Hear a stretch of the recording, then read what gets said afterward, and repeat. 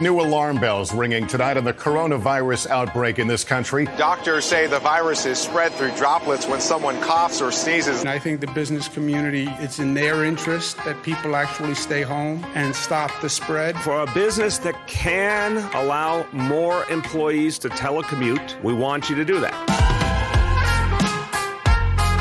Hi, friends. I'm Andy Paul, host of the Sales Enablement Podcast, and I want to encourage you to listen to my brand new special 6-part podcast miniseries titled Selling with Purpose.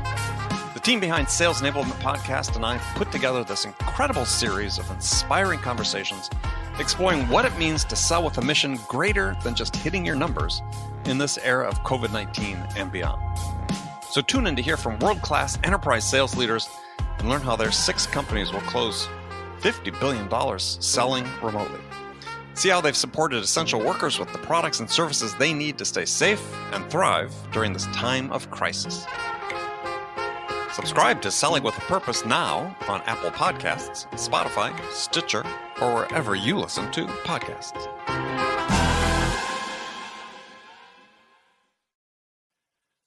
Guided selling from RingDNA makes your entire sales team more effective by revealing exactly what reps should do and when to do it. Guided selling works by transforming sales data into a curated list of prioritized sales actions.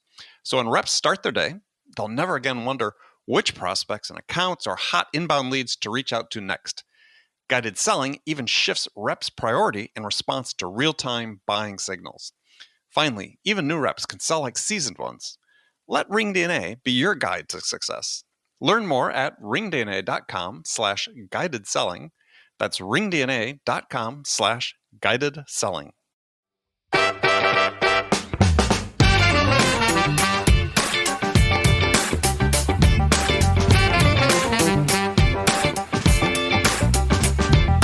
My 2 top strengths are competition and significance. I love to compete. I love to win. I love to be top of the scoreboard, crush all the measures, win the President's Club, right? All the bonuses. I like the limelight on me, the focus and the attention. Those are not bad competencies for a great salesperson. I think generally they're horrible competencies for a sales leader.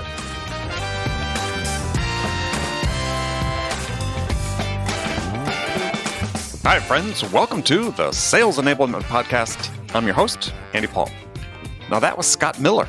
Scott's the author of the book, From Management Mess to Leadership Success, 30 Challenges to Become the Leader You Would Follow. He is also the Executive Vice President of Thought Leadership at Franklin Covey. And Scott's joining me today on Sales Enablement, episode 792, to talk about management development, using himself as the case study, because he was the management mess referred to in the title of his book. Scott and I are going to dig into his story and his journey, his ongoing journey, if you will, to become the leader you would follow. And as you'll learn, people will forgive a lot of bad behaviors if you're a top performer, but only up to a point. And we'll get into Scott's keys for personal growth, including humility and character, and how scarcity thinking stands in your way. And we have a really interesting discussion around that. We'll also explore why it's important to keep things simple and direct, make it easy to be understood. A lot of great lessons there for dealing with people that are not only relevant to managing, but also applied directly to how you deal with your prospects and your buyers, which is no surprise because Scott started his career in sales. So all of this and much, much more. Before we get to Scott, I want to remind you to subscribe to this podcast wherever you listen to it. And if you subscribe, we'd certainly appreciate it if you could also give us your feedback about how we're doing in the form of a review. Thanks. And if you haven't already connected with me on LinkedIn, go to linkedin.com/in/real-Andy-Paul. That's right. Beware the fake Andy Pauls out there. That's linkedin.com/in/real-Andy-Paul. All right, let's jump into it with Scott Miller. Scott Miller, welcome to the show. Andy, thanks for the invite and the platform. Well, my pleasure to have you. So you're based where? Salt Lake City, Utah. Right by the Capitol, downtown Salt Lake City. Yeah. Been there many times. So what's it like there? And we're recording this in the midst of the COVID-19 pandemic. So it's sort of unavoidable. We have to talk about it a little bit. Yeah, I'm delighted to. I think it's probably the best place you could be in the nation. I mean, Utah is known as a very well prepared state. It's arguably one of the most well run states by those surveys. A very conservative state, primarily occupied by members of the Mormon community, known as Church of Jesus Christ of Latter-day Saints. So there's a lot of preparation mentality out here. So Right. like everybody, my wife and I kind of shut down about 5 weeks ago. We have 3 young boys, 5, 8, and 9. So we're blessed to have a large home and a big yard. So I think compared to some like you that are in a smaller, downtown Manhattan apartment, we're quite blessed and we're healthy. So we're not sure if it's come and gone or if it's not come yet. We're just doing our share and staying home and, listening to wise people tell us what to do. All right. So we're going to talk about your book today from, I think I had the title here, From Management Mess to Leadership Success. So as I was saying before, it's sort of a brave book to write because that management mess was you, right? It's true. I mean, not in every case, but the majority of the book is about, after 30 years as a leader in a very prominent leadership development firm, I decided to write a book about how hard leadership is and how it's not for everyone. Not everyone should be a leader. Heck, I'm not sure, Andy, I should have been a leader of people. But I am, and I have been, and I've done some damage, and I've created some success.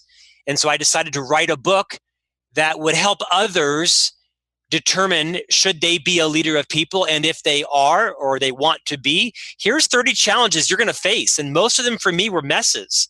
I think that generally speaking, vulnerability, to quote you, bravery, but I'd say vulnerability is a leadership competency. And as a leader of people, the more you can own your own mess, because I don't know of a leader who doesn't have some mess going on, or parent or neighbor or mother-in-law or son-in-law.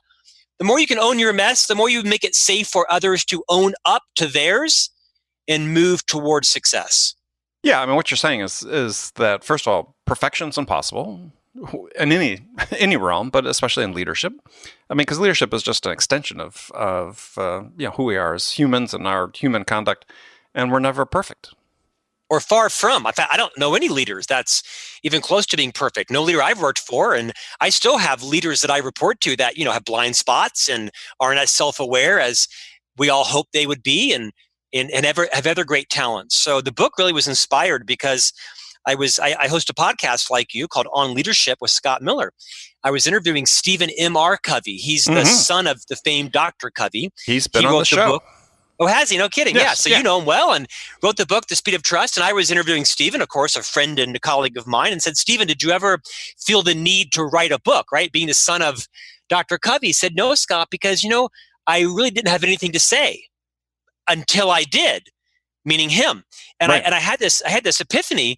You know what? I never had much to say. I was always kind of a behind the scenes executive officer, chief marketing officer, sales vice president, sales manager, general manager.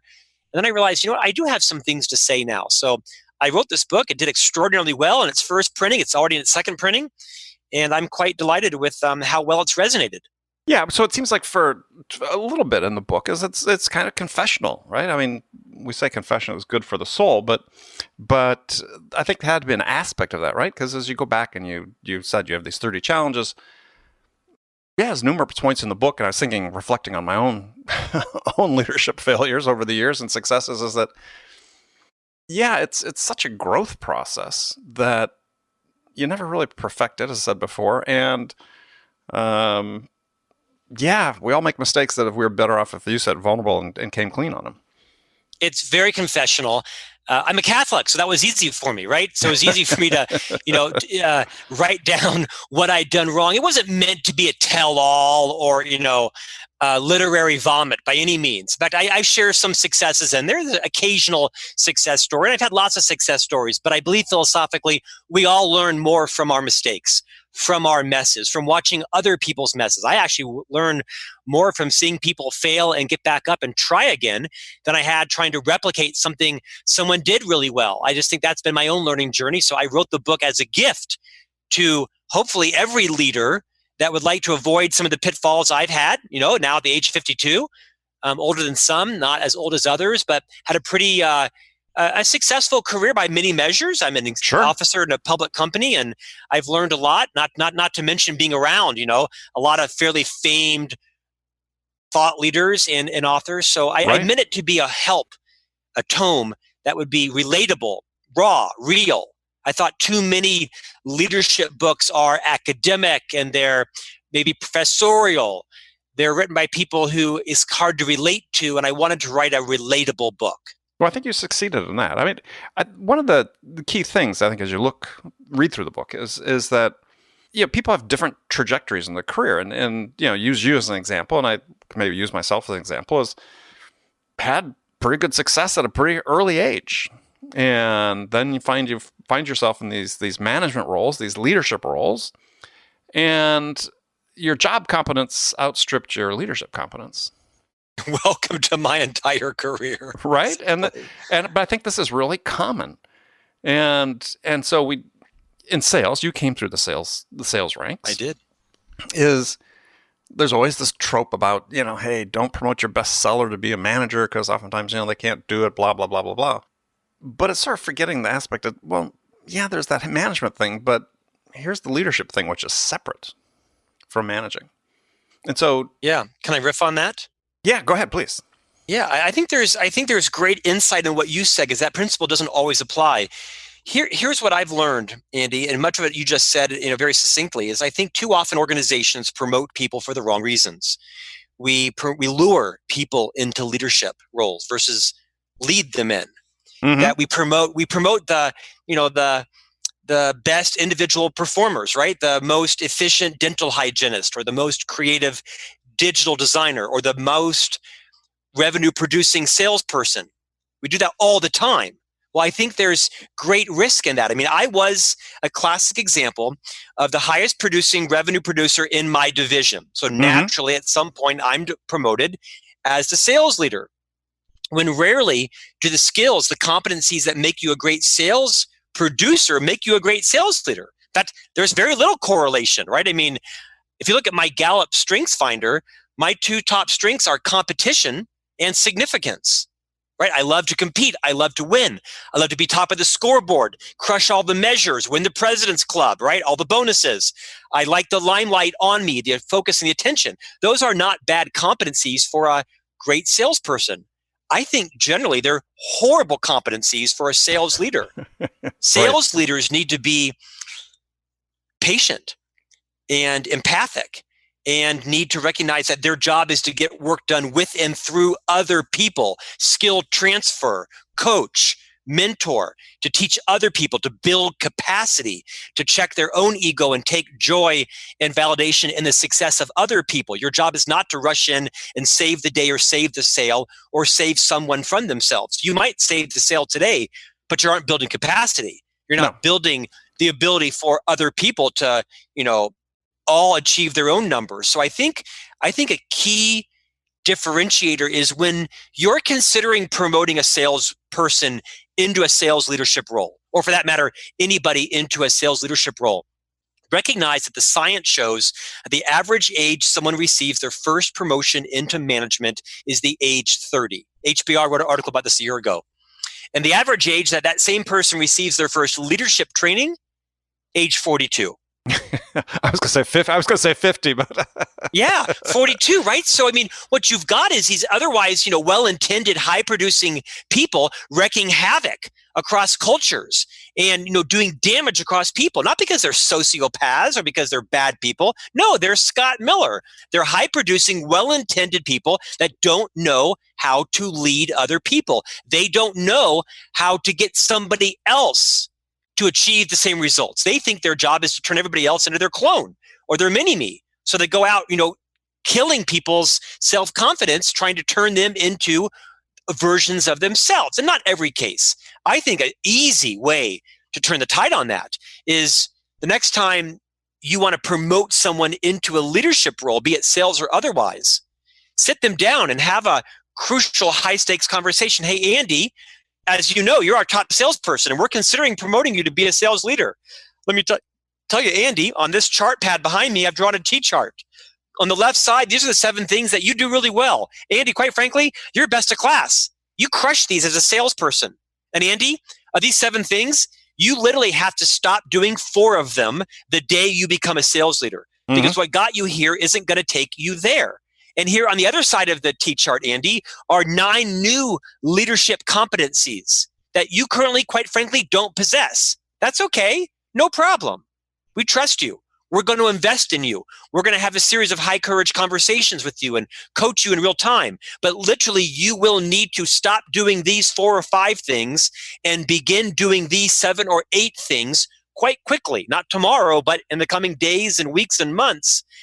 I don't think enough leaders have that courageous, uncomfortable conversation with potential new leaders. If someone had done that to me, I would have better realized, oh, you know what? That makes sense. Thank you. Not everyone's job is to do this, this, and this. I do that uniquely. I can't force that into anyone. Oh, my job is to build their self-confidence. Oh, I see. My job is to allow them to fail a couple of times and then have a really gracious but brutal conversation around what went right, what went wrong, give feedback, accept feedback. So I think there's that little bit that could vastly change the trajectory of people moving into management on their way to leadership. Right. There are a lot of words in there. Let's talk about some of those. So you talked about the lack of training, right? So for me, one of the big issues with leadership, to your point precisely, as well as management, is lip service at best provided to training people in either of those disciplines. I mean, gosh, I had one management. I got promoted early, like at 23, to be a sales manager working for a big computer company, and I got 2 weeks of training, and that was it. Right, and that's been it through my entire career. Now, a good chunk of my career was with venture-funded startups. Yeah, training just didn't occur, right? I mean, hopefully you had a mentor that could help you. In my case, I was fortunate, but we put people in these roles, and then we just strand them. Well, I think 2 weeks is quite generous. I think you're fortunate to have, focused on that. I think that was 40. That was 42 years ago. I hear you, sir. I think that generally speaking, I think I would conduct less training on broad skills and more what will actually move lead measures, right? I don't know that salespeople always understand their company's money-making model, and they understand a P&L and profitability and margin, no, they don't. Right? That's one of the problems. They don't have the business acumen they need. That's exactly right. So if I was leading a sales organization, and I might someday again, I would make sure that, beyond just product knowledge, right, or selling skills, I would make sure that our sales performers really understand what is our company's money-making model, and they understand the profitability and the expense of, selling to clients that we don't want, because not every client's a great client for us, for our brand, for our fit, reputation, for our business model. So exactly. I think it's really important to make sure that we train and we educate, and it may be on a variety of things, right? It might be on EQ skills, might be on,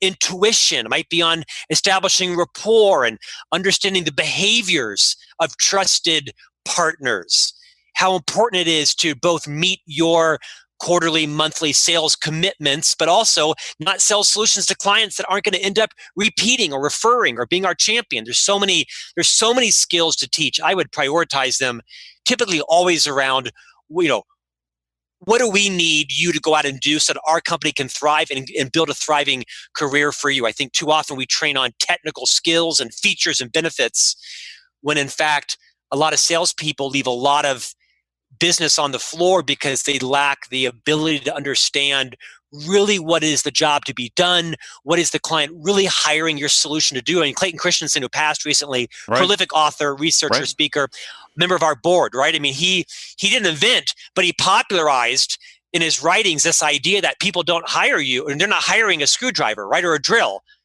They're hiring you to place their photo on the wall, right? So when they go to the hardware store, they're hiring a 3-inch hole, right? Not a 3-inch drill. And that's a cliche now, but I think it's important, right, to really help your salespeople understand what is your client's problem and is your solution the right fit, and don't sell them something. But if we get back to that business acumen thing, though, just sorry to interject, but it's just because I think it's important to lay out is that, one of the real shortcomings is, CEO and sales, CEOs overwhelmingly say that I think this Gartner had a survey, it's like 80% of CEOs said they found no value in meeting with salespeople. It's true. And it's not only because the salespeople don't understand how their own company makes money, it's they don't have the acumen to understand how their customers make money. And so this double-sided thing where we're not educating our sellers, to your point precisely, we think it's enough to say, here's the sales process. I'll teach you in the mechanics of the sales process and technology we use to execute it, but I'm not going to teach you things that really have value to the customer. I think that's why some of your most effective salespeople have an insatiable curiosity, right? They're more curious about their customer's quarterly goal than they are their own. They're more invested in helping their customer meet their annual revenue goal than they are meeting their own. It's a great question to ask, right? Is ask all your salespeople. So raise your hand who can tell me your own quarterly goal. Well, I hope every hand would go up. Mm-hmm. Keep your hand raised if you can tell me the quarterly goal of your top customer. And I'll bet you every hand would go down. And that's a mindset shift, right? That's a belief system. Is if you believe, and this can be cliche-ish, right? Because you can customer service yourself out of a job if you don't eventually sell something, right? Or you can ask so many questions and peel the onion to the core where there's nothing left to dip your chip in or put in your burger. But this requires a mindset shift for your salespeople to be obsessed with their customer's performance or obsessed with researching their prospect. And not just looking at the website and, but I mean, like deeply looking at their 10K and their 10Q and their in report and their last investor call and really deeply understanding what the prospect or the client is trying to accomplish and try to find a good match. Yeah. Well, even if they're not a public company and you don't have access to those filings, you still ask the questions, right? Without, to your point, without peeling the onion all the way to the nub. It's just how you start that conversation. You have it, but we're not, this is my point. I sort of, in the book, I thought one of the things that I wanted to see more of is this idea of how should we be investing in developing our people? I mean, you have a lot about coaching in there, but the problem in sales, in the sales world in particular, is coaching's really become this bastardized term, right?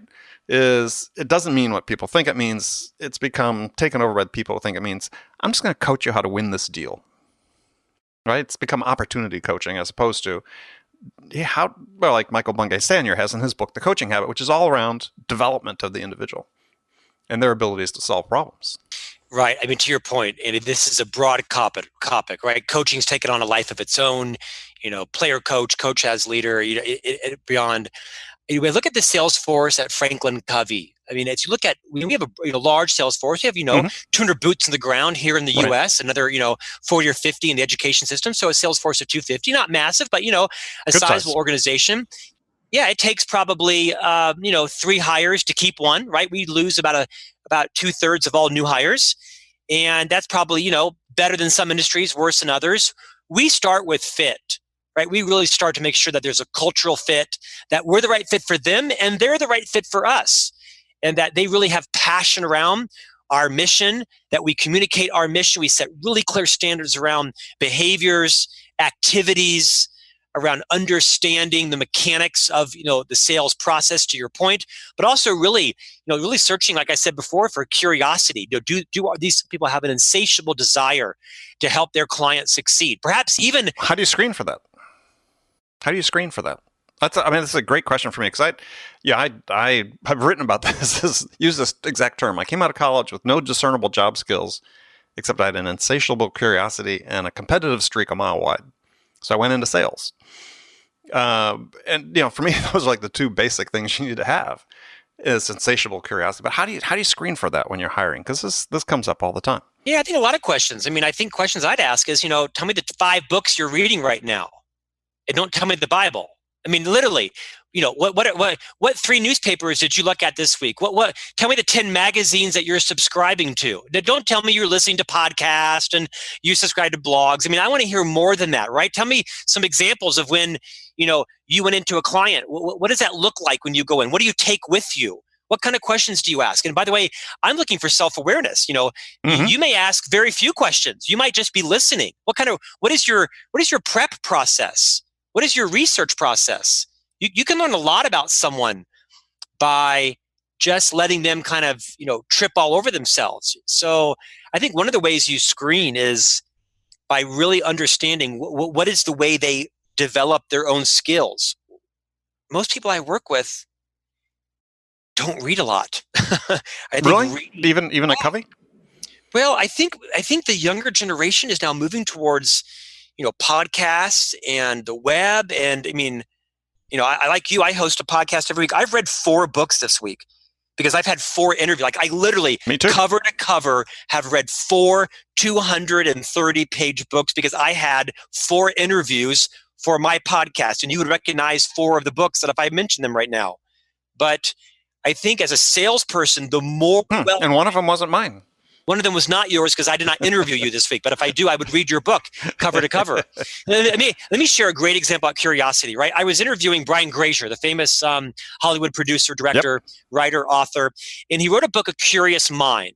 Yeah. And I strongly advocate that book to your audience. And he wrote a story in this book about how, I don't know, a decade ago, Brian Grazer was doing some research for a movie he was considering optioning, if I had the story right. And so he found Isaac Asimov, right? The famous, I think was a physicist, scientist, author of Right. dozens of books, right? If you were under the age of, or over the age of 30, you know who Isaac Asimov is. And he passed away, I don't know, 5-6 years ago or so. Anyway, Brian Grazer, through his clout, got Isaac Asimov to go to lunch with him. And Isaac Asimov brought with him his wife, his current wife. I think he had several. I think he had many. And midway through the luncheon conversation, Brian Grazer, this famed, Imagine Entertainment, Ron Howard, huge list of major motion pictures to his credit. Midway through the lunch, Brian Grazer's asking Isaac Asimov questions.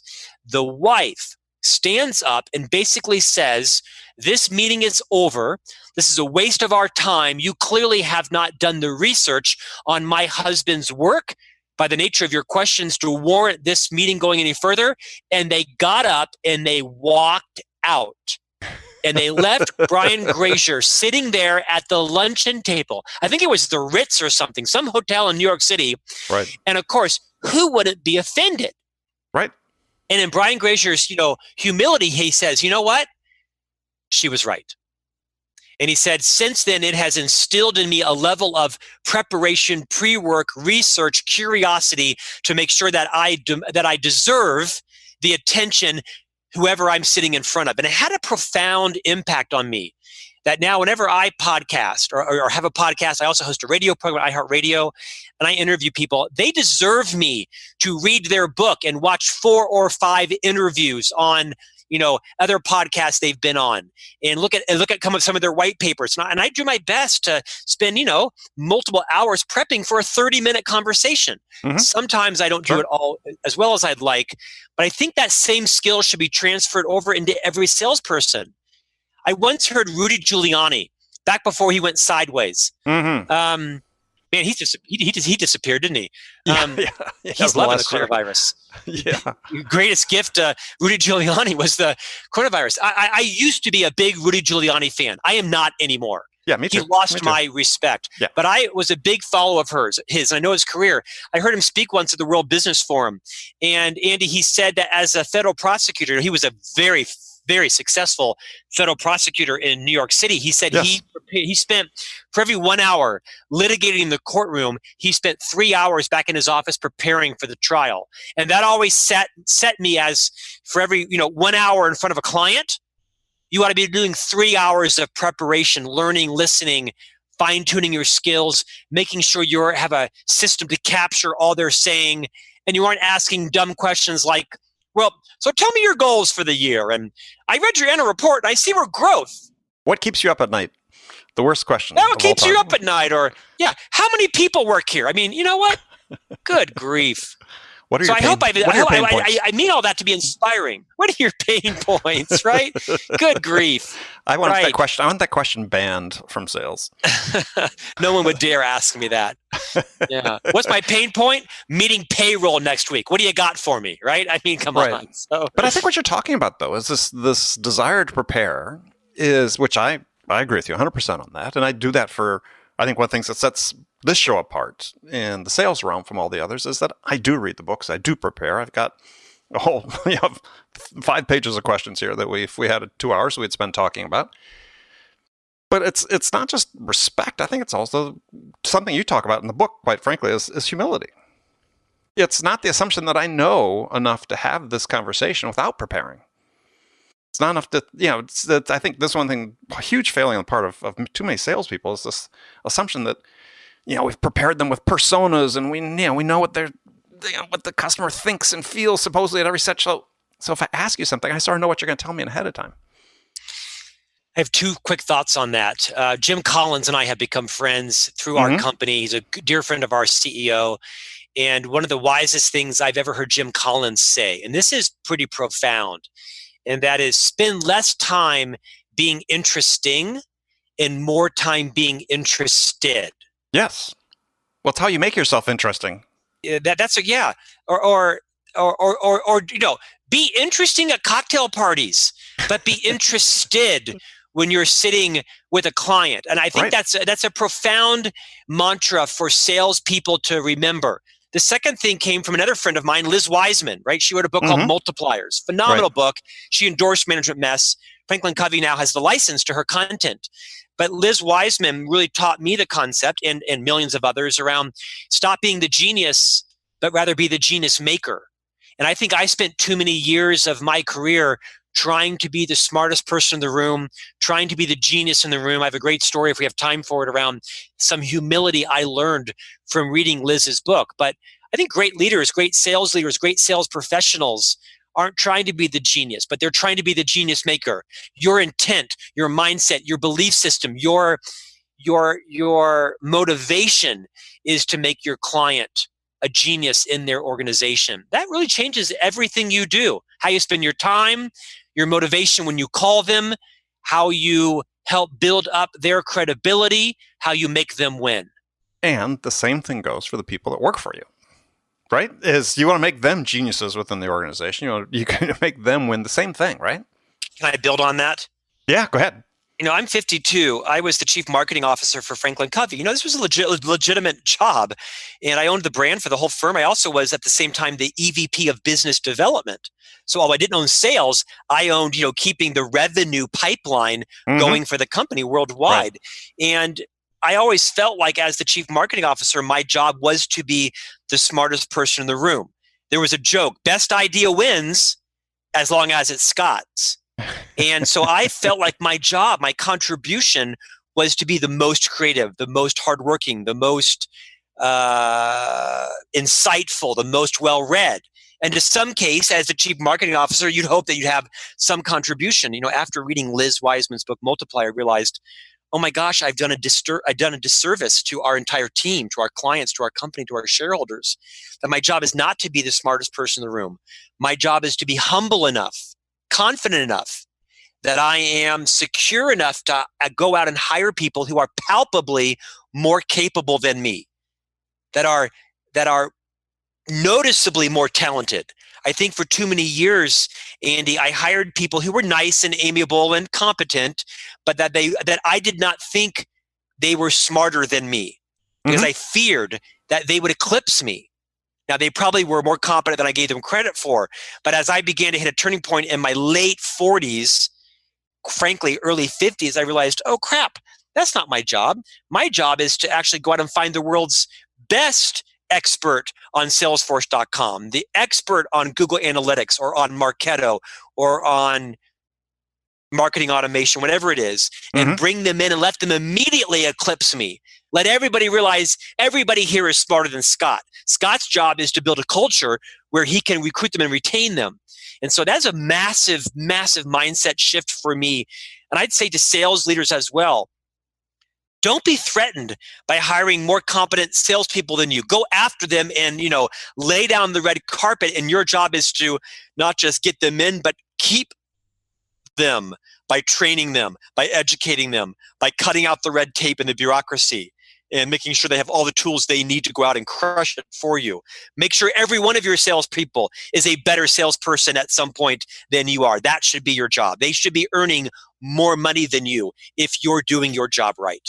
Well, let me ask a question, sort of expand on that, because one of the things that you hear from millennials, a fair amount, is that we don't have enough opportunity, because anytime a new job opens up, manager level or whatever, to hire in for it from the outside, as opposed to developing us and giving us those opportunities. And so it seems like part of the leader's job should be if I'm doing my job well, is I should have a higher fraction of people that I'm developing and promoting into these roles rather than having to recruit from outside. Unless it's, something new, distinct competence, or something that's not in the company. But in general, there's this sort of groundswell that, give give us a shot at those jobs. Are you speaking about giving you a shot at leadership roles? Yeah, I mean, is developing people into management and then into leadership roles is, there's been research on this, and I've had guests on the show have talked about it, and I've talked to millennials about it as well, and I feel like anytime there's especially you see this in like tech startups, we need to hire a new manager for sales. Oh, let's hire somebody from the outside. But it's not just startups. You see it in organizations more generally. Yeah, I think a couple of things on this, and this is not my expertise, but I do have 30 years of real experience facing this exact decision. So perhaps I do have some expertise. I don't care if you're inside or outside, right? My job is to make sure that I'm hiring the person with the right leadership competencies. And leadership competencies draw upon not just technical skill set and not just interpersonal immaturity, but also understanding our culture, our mission, how to get things done inside of our organization. I'll tell you, Franklin Covey, like every organization, has a very strong culture. We have very little success hiring in senior leaders from the outside because they can't thrive in the culture. Right. Because they can't understand, how to get things done in this culture. So I'd say the vast majority of our senior and mid-level leaders have in fact been promoted internally because they had to learn the culture. The culture spits them out. The culture of a company is going to always be arguably bigger than bringing someone from the outside. I mean, look at Michael Ovitz, perfect example at Disney, right? Perfect example. Yeah, it didn't work out. Right? I mean, a guy with a insane career at CAA, right? It didn't last a year or two at Disney. Disney spit him out. In fact, I think it was the board that almost forced Michael Eisner to move him out. Yeah, and Michael Ovitz has had, I think, a good career since then. So I think the question may be more about what are the right leadership characteristics to promote in this particular culture? Because I might be really great at Franklin Covey. I don't think I'd be a great leader to be hired in Oracle. In fact, I think I'd be a horrible leader at Oracle. I might be a great leader at Red Cross. I don't know. So I think the fit both ways is important. Do you fit here and do we fit with you? I also think, and this is not in any way to diminish the younger audience, I do think that the younger audience can learn a valuable principle in life. And this is at millennials, Gen Xers, Gen Y, Zs, the Corona generation, whatever we're going to call it in a decade from now, is that there is this thing called the law of the harvest. And the law of the harvest is a principle that farmers have to follow. And that is, there's a time to plant, there's a time to harvest. And that if you interview potato farmers from Idaho, they will tell you that every couple of years, they don't plant potatoes. In fact, they plant a money-losing crop like alfalfa, where they don't make money on it because they have to put nutrients back in the ground in order for next year's potato crop to actually work, because they've stripped the soil of its nutrients. Sure. And if they want to build and grow a better crop next year, they have to follow the law of the harvest. So I'd convert that to great career advice, which is, honestly, I think too many people of the younger generation try to harvest too soon. Now, it doesn't mean you have to stick around like me and be a dinosaur for 24 years. But you know what? I've had 9 careers inside of Franklin Covey. Every 3 years, I disrupt myself and I move myself out of my job into a new job. Some of them have been lateral because I need to learn a new skill. I need to learn a new competency. Maybe I'm not ready to take on that senior role yet. So I just tell people all the time, what are you doing to build your own capability to make sure that you are a viable candidate for that leadership job? Because leadership is about vulnerability and confidence and intuition, looking around corners, connecting with people, recognizing the difference between being efficient and being effective, slowing down with people, recognizing that this idea that people are a company's most valuable asset, it's total bunk. It's not true. People are not a company's most valuable asset. It's the relationships between those people that are every organization's killer app. Because Andy can be a black belt in Six Sigma, and Scott can have a Rhodes Scholar degree from Oxford. But if Andy and Scott can't get along. We can't go on a client meeting together. We can't one-up each other. We can't compliment each other, forgive each other. I don't need you. And the same goes with sales, right? You can be the best rogue independent sales producer in the company.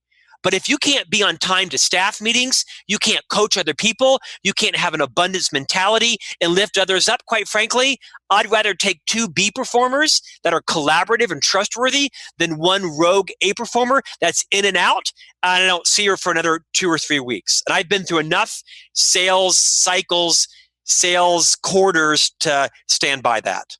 Yeah, and I think there's something in what you were saying, too, that I think should be brought out is that you can't rely on the company to provide all that for you. That you have to take responsibility, as you did. You said you've had 9 different disruptions, and you've reinvented yourself. I look at my career; I've done it at least 9 times. But I took the initiative to do that. I sat and read books at night. I listened to tapes in my car as I was driving, as I was learning how to sell. All the Earl Nightingale tapes and Zig Ziglar tapes and so on.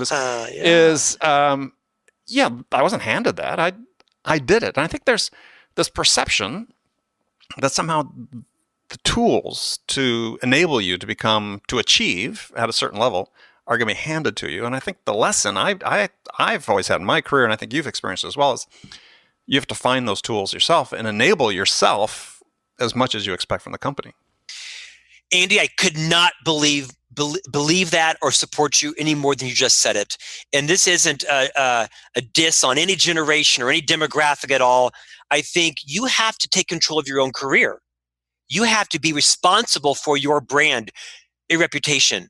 Take responsibility for your own professional development. Don't blame the company. Don't blame the culture. Don't blame the leaders. I don't blame anybody for any of my outcomes. I own every aspect of my outcome in life. I'm responsible for that. I always kick myself out of the job before I'm too stale in it. Mm-hmm. I always am 1 year ahead of the boot. I've seen too many people, including inside Franklin Covey, that overstay their job because it's good enough, it's comfortable when people are talking about it, right? And eventually they have to have a little bit of an awkward conversation. No. Don't put your boss in that position. You take responsibility for your own role and you disrupt yourself when it's time for you to move on. I interviewed Whitney Johnson a few months ago. She wrote a book called just that, Disrupt Yourself. She's coming on in a couple of weeks. Oh, is she? Yeah, great interview. And Whitney talks about how, the average lifespan most people have for a job is about 3 years. Mm-hmm. That doesn't mean for a company or for a culture or for an industry.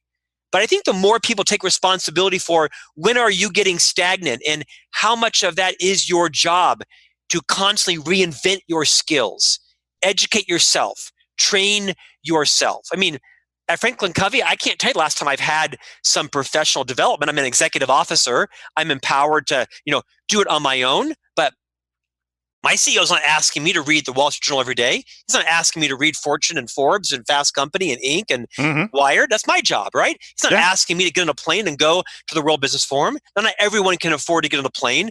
But I think people need to, to your point, own your career, damn it, and own your own training, and then hope for the best in your organization. But take responsibility. I would never complain about somebody else's investment in me. It's just a mindset. No. I am Scott Inc. and my job is to be responsible for all of my actions and all of my outcomes. And if somebody else offers me something, then icing on the cake. Love it. All right. Well, Scott Inc., we're out of time. Imagine that. Scott Miller talking too much. No. Believe me, it was fine. It was fine. We had a great time. So tell people how they can contact you or learn more about your book. Yeah, my wife says it's kind of hard not to find me on the internet this day. You can just Google Scott Miller, Franklin Covey. I've actually authored 2 books now. I'm privileged to have both of them become bestsellers. The first, which was today's topic, was Management Mess to Leadership Success. You can find it on Amazon, every bookstore in America. Barnes & Noble has it. And the second book that I co-authored is called Everyone Deserves a Great Manager, The 6 Critical Practices for Leading a Team. That also debuted as a number 3 in the Wall Street Journal list. You can follow me on LinkedIn, Instagram, Facebook. Kind of hard not to find me. Go to franklincovey.com and you'll find me there too. All right, Scott, perfect. Thank you very much for your time. Thank you, Andy. Thanks for the time, man. Appreciate it. We'll look forward to doing this again. Okay, friends, that's it for this episode. First of all, I want to thank you for taking the time to listen. I'm so grateful for your support of our show. And I want to thank Scott Miller for sharing his insights and wisdom with us today. If you enjoy this episode, please subscribe to this podcast, Sales Enablement with Andy Paul, on iTunes, Spotify, or wherever you listen to podcasts. If you could also leave us a rating or a review and let us know how we're doing, we'd certainly appreciate it. You can do all that on your phone in less than a minute as soon as this podcast is over. So thank you for your help. And thank you also for spending your time with us today. Until next time, I'm your host, Andy Paul. Good selling, everyone.